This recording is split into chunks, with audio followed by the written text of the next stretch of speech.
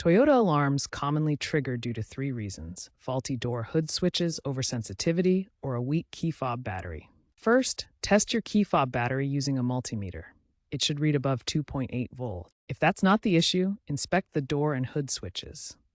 These small switches signal the car's computer when a door or hood isn't fully closed. Look for dirt, corrosion, or damage. Faulty switches often send false open signals, setting off the alarm. Remember, humidity can worsen these issues.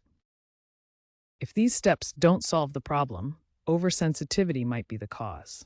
If a door or hood switch is causing the alarm to trigger falsely, start by cleaning the contacts with a soft cloth to remove dirt or corrosion. If cleaning doesn't help, replace the switch. These parts typically cost between $10 and $20. For sensitivity issues, use an OBD2 scanner to adjust the alarm's sensitivity settings. Newer Toyota models allow this through the infotainment system. Lowering the sensitivity reduces false triggers from vibrations.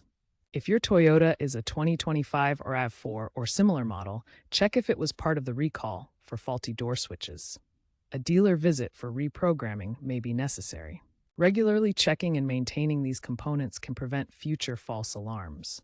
AI-assisted apps can also auto-diagnose alarm issues, potentially saving mechanic visits.